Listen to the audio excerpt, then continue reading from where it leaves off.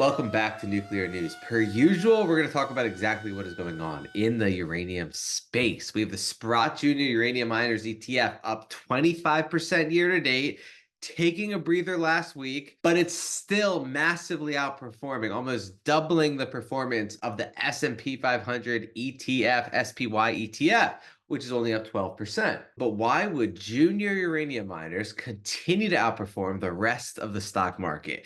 Well, Canaccord Genuity came out with a detailed report on uranium supply saying we cannot stress enough the fragility of supply. It is difficult to bring additional mine supply online at the best of times, an average of 10 years from the discovery to production. They're saying the supply is fragile because the current output, as insufficient as it is to meet the growing demand, is not guaranteed. The most notable downgrade in output was Kazatomprom's full year 24 guide in early February, where it announced a 9 million pound downgrade. 9 million pounds is a lot, about 6% of global production. That's the biggest uranium miner.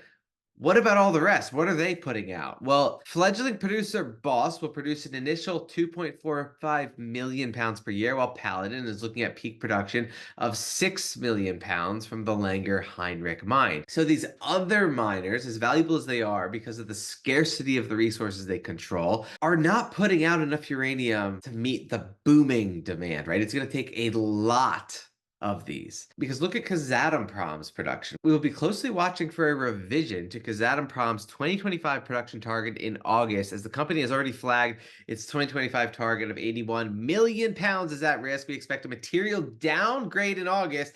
Think about that, how significant that would be if the already tight supply gets tighter and tighter because Kazatomprom can't put out as much as we all thought they could, right? So the supply is fragile, absolutely massive. Even all the mine restarts in 2024, which Canaccord Genuity expects to push supply up about 7% to 150 million pounds per year, won't be enough to balance the market. Canaccord Genuity estimates a structural deficit of 22 million pounds in 2024 and 16 million pounds in 2025. So if there's a structural deficit in the supply, then prices have to go up. It's just standard economics. It's impossible for prices to stay flat or go down if there's a supply deficit of tens of millions of pounds. And the only greenfields, new projects currently under construction are Kazatomprom's Budenovskoye mine and Global Atomic Core's Dasa mine, both of which are facing delays. Other notable projects are still years away from production when considering hurdles such as permitting and financing. The biggest greenfields on the horizon are NextGen Energy's large high-grade Rock One operation in Canada's Athabasca Basin. The Rook One will be the largest and lowest cost uranium mine in the world, pumping out 30 million pounds per year. So just massive for NextGen. Very positive for that asset, obviously. But even this won't be enough to touch the supply deficit, which requires over 5 new Rook One size projects to be found, permitted, financed, and constructed over the next 20 years. Look at the supply demand gap. Nothing is filling that anytime soon, and it does not get bigger than that for nuclear energy investors, period. We have Elon Musk saying this about nuclear. Someone asked, should we scrap wind turbines and build more nuclear power instead? Elon Musk said wind turbines are fine if out of the way where they aren't an eyesore.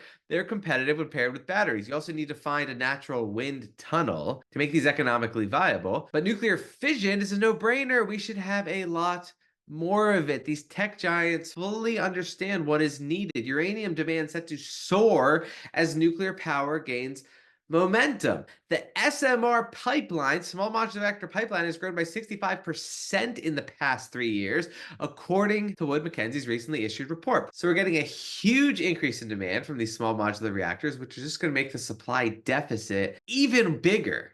Sam Altman's nuclear energy company, Oklo, plunges 54% in New York Stock Exchange debut, right? So brand new early stage industry.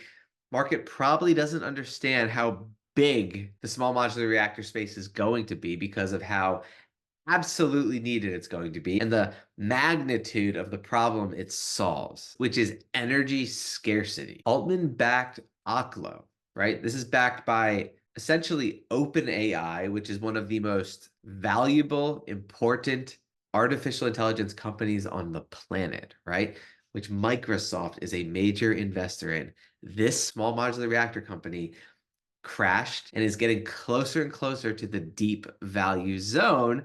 So let's stay on top of what's going on with this asset. Altman-backed Oklo sees data centers boosting nuclear demand. Data centers account for about 80% of the firm's inbound inquiries, right? It's getting inbound inquiries. Oklo says it expects to sign additional contracts from the power-hungry industry.